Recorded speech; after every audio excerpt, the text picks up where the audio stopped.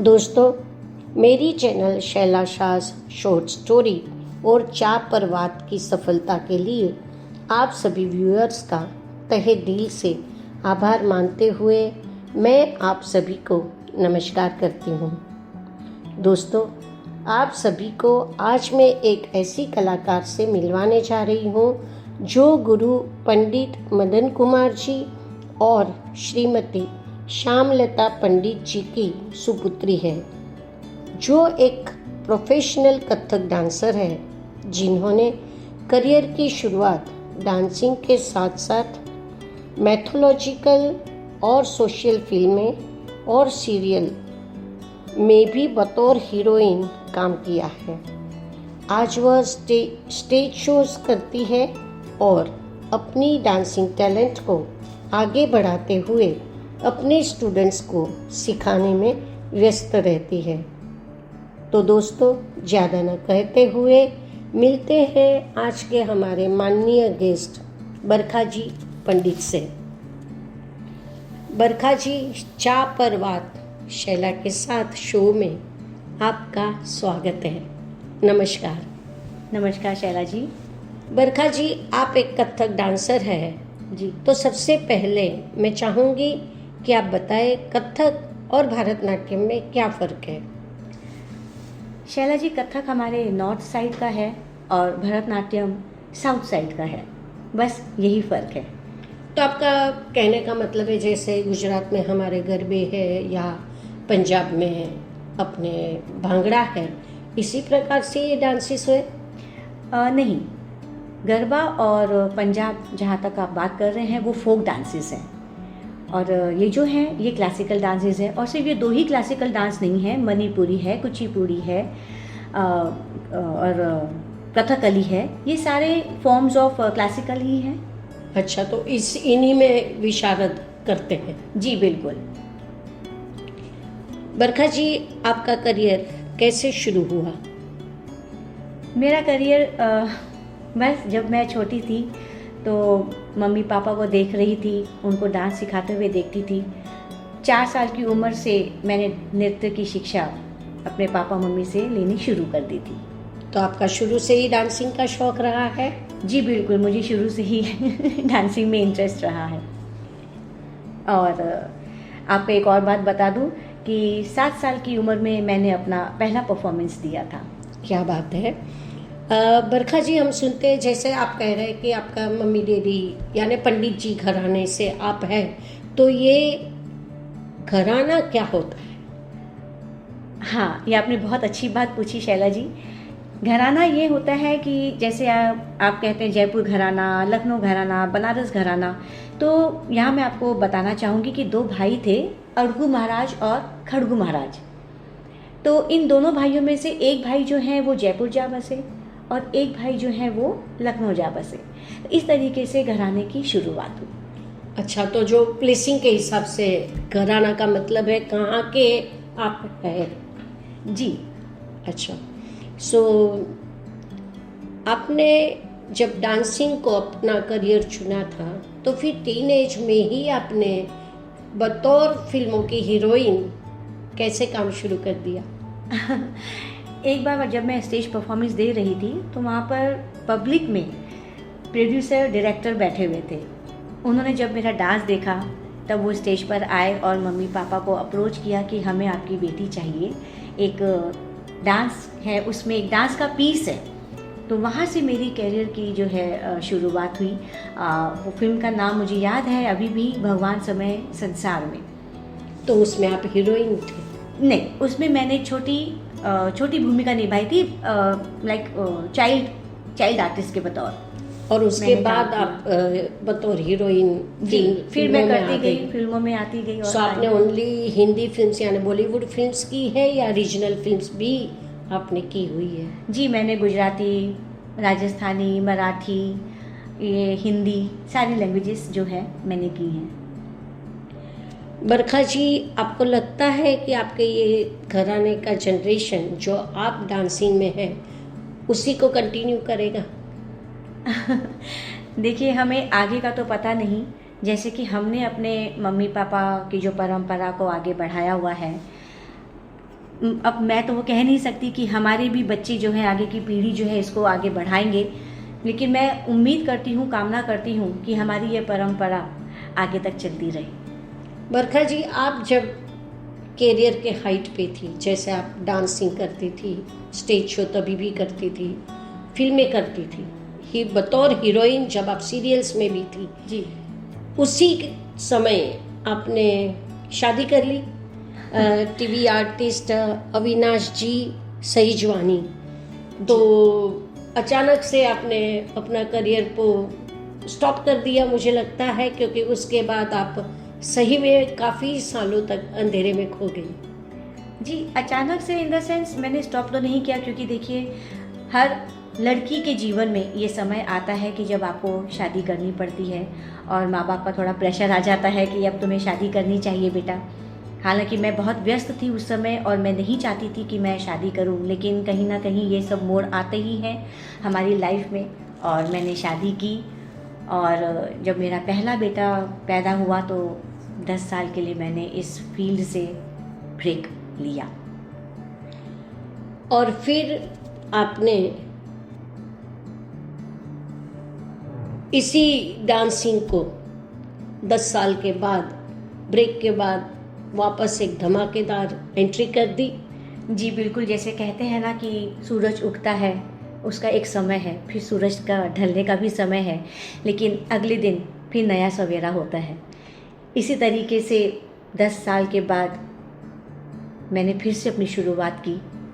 और क्योंकि एक कलाकार जो है वो चुप नहीं रह सकता, रुक उसकी नहीं जो सकता। हाँ बिल्कुल रुक नहीं सकता, उसकी अंदर की जो कला है वो उसको झंझोड़ती है कि चल उठ डांस कर, चल उठ। जब मैं मेरे बच्चे के साथ में व्यस्त थी, परिवार के साथ व्यस्त थी, जब भी गाना बजते थे तो मेरे पैर अपने आप थिरकने लगते थे, लेकिन उस समय मैं थोड़ी सी मजबूर थी क्योंकि बच्चों को भी टाइम देना है, परिवार देखना है, हस्बैंड को देखना है, सास ससुर को देखना है, तो ये सारी तो आपने जिम्मेदारी अपने जीवन में करियर को एक बाजू रख के Yes. परिवार के लिए, यस मैं नहीं कहती कि लोग सहते हैं जी लेकिन आपने खुशी से जी जी अपने कैरियर को साइड पे रख के परवरिश बच्चों की और परिवार को आगे बढ़ाया। जी बिल्कुल। तो बहुत अच्छा, और आपका कमबैक वापस कथक डांसिंग पे चला गया। बस ऊपर वाले तो की आज जो आप स्टेज शोज करती है जी। तो उसमें जो डांसिंग होते हैं वो उसका कॉन्सेप्ट क्या होता है, वो किसके ऊपर आधारित होते हैं? हाँ, जो हमारा कथक है वो कथक का मायना है कि कथा कहना। एक कथाकार जो है वो कथा कहता है, और जो कथक जो है वो आधारित है कृष्ण राधा के नृत्य के ऊपर। It's based on Krishna Radha. पहले ये दरबार में हुआ करता था, वाजिद अली शाह अच्छा, वो भी कथक किया करते थे, दरबार में ये नृत्य हुआ करता था। वहाँ से जो चलन शुरू हुआ वो अब घर घर में आ गया है। आ गया है। और ये नानी बाई का मायरो जी, ये क्या है?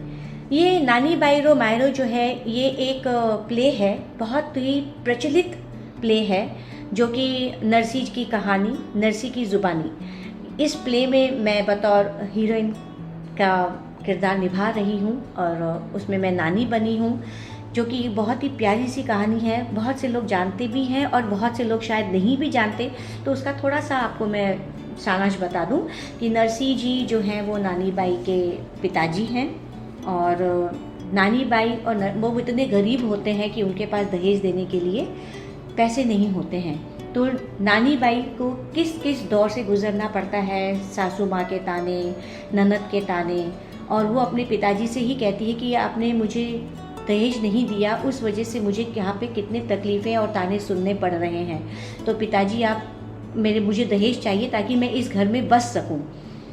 तो अब नरसी जी जो हैं वो कृष्ण के भक्त, बहुत बड़े भक्त। अब उनका मानना ये था कि बेटा नरसी जी, तेरा जो मायरा भरेगा ना वो कृष्ण ही भरेगा। तो वो बोले कहाँ है कृष्ण, कहाँ है आपका कृष्ण, कब भरेगा मायरो, वो कब आएगा? तो बोले वो आएगा, वो ज़रूर आएगा। और एक वक्त ऐसा आता है कि वाकई में कृष्ण जी आते हैं और नानी बाई का मायरा भरते हैं। सो ये नानी बाई का रोल आपने निभाया। जी, और मायरे का मतलब है दहेज। बहुत खूब। बरखा जी, आप इतनी माहिर कथक डांसर हैं, आज के जनरेशन के लिए आप क्या सोचती हैं? मैं यही सोच रही हूँ और कहती हूँ शैला जी कि इस जनरेशन को भी क्लासिकल को अपनाना चाहिए, क्योंकि बेस जो है वो क्लासिकल है और क्लासिकल से ही सारे डांस फॉर्म्स निकले हैं, वो चाहे कोई भी फॉर्म आप ले लीजिए। लेकिन बॉलीवुड में आजकल फिल्मों में भी बहुत कम क्लासिकल डांसेस बताते हैं, तो उसके लिए आपकी कोई कंप्लेन है कि नहीं क्लासिकल डांसेस फिल्मों में वापस आने चाहिए? आपने बहुत अच्छा सवाल पूछा। मुझे वाकई में कंप्लेंट है, क्योंकि हमारा जो क्लासिकल शास्त्रीय नृत्य है वो कहीं लुप्त जैसा हो गया है। तो मैं यही चाहूँगी कि आजकल के बच्चे जो हैं वो देखें कि जो पुराने गुरु हैं उन्होंने कितनी मेहनत की है। पंडित बिरजू महाराज जी, पंडित शंभू महाराज जी, पंडित राम मोहन जी और बहुत सारे गुरु हैं जिन्होंने बहुत मेहनत की है। गोपी कृष्ण जी देख लीजिए, सितारा देवी जी कथक क्वीन। और एक बात और आपको बता दूं कि कथक क्वीन सितारा देवी जी की डॉक्यूमेंट्री फिल्म में मैंने छोटी सितारा का भूमिका भी निभाई है। बहुत खूब बरखा जी। बरखा जी, आप ये बताइए कि किसी को आज अगर ये कथक डांसर के तौर पे अगर उन्हें करियर चुनना है जी, तो किस तरीके से किसे अप्रोच करना चाहिए और कैसे वो इसमें आगे बढ़ सकती है?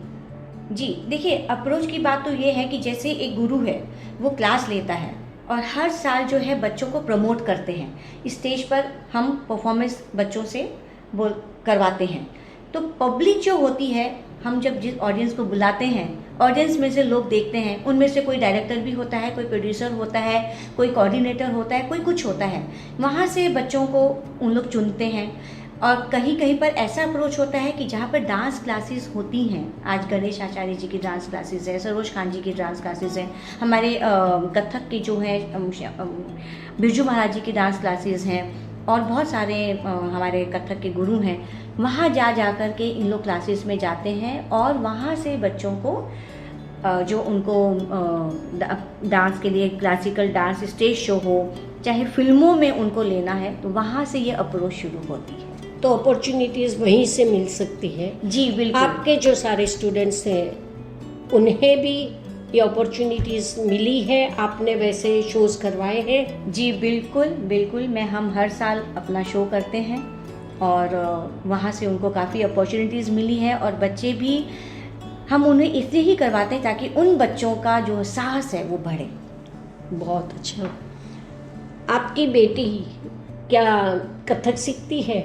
जी बिल्कुल, मेरी बेटी मुझसे ही कथक सीखती है और वो साथ साथ में बॉलीवुड भी सीख रही है, क्योंकि आजकल की जनरेशन, आजकल के हिसाब को देखते हुए ज़रूरतें हैं, बॉलीवुड हो गया है। सही बात है जी। आपका बेटा जो असिस्टेंट डायरेक्टर है चंद्रकांता सीरियल में जी, और उन्होंने डेब्यू किया है, और आपकी बेटी ने भी अभी अमेज़ॉन MX प्लेयर पे जी आई थिंक कोएड नाम की वेब सीरीज में डेब्यू किया है। जी, उन दोनों को शुभेच्छा देते हुए बरखा जी हम यहीं पे विराम लेते हैं। आपकी बातें सही में बहुत ही इंस्पिरेशनल थी, बहुत ही सारी जानकारी मिली है। मुझे आशा है सभी लोगों को बहुत ही पसंद आएगी। Thank you so much Shaila ji. तो दोस्तों, आपने सुना कि एक प्रसिद्ध डांसर ऊंचाई पर पहुंचे हुए अपने करियर से ब्रेक लेकर परिवार की जिम्मेदारी प्यार से उठाती है। उन्हें उसका कोई अफसोस नहीं होता, बल्कि खुशी होती है, और फिर कुछ सालों के बाद धमाके के साथ अपने काम को आगे बढ़ाती है और उन्हीं ऊंचाइयों को फिर से छूती है। तो मेहनत तो लगती ही है दोस्तों, इसी को ज़िंदगी कहते हैं। जब हम सर्कमस्टेंसेस के हिसाब से इसे जिए तो खुशियाँ हमारे पास ही रहती हैं। आशा है आप सभी लोगों को आज की बातें अच्छी लगी होगी। दोस्तों, आप सभी का प्यार और कमेंट यही हमारी सफलता का नजराना है, उसे बनाए रखिएगा। तो अगली 22 तारीख शाम 5 बजे फिर मिलेंगे आपकी अपनी शैला और एक नए मेहमान के साथ। तब तक के लिए इंतज़ार। Thank you.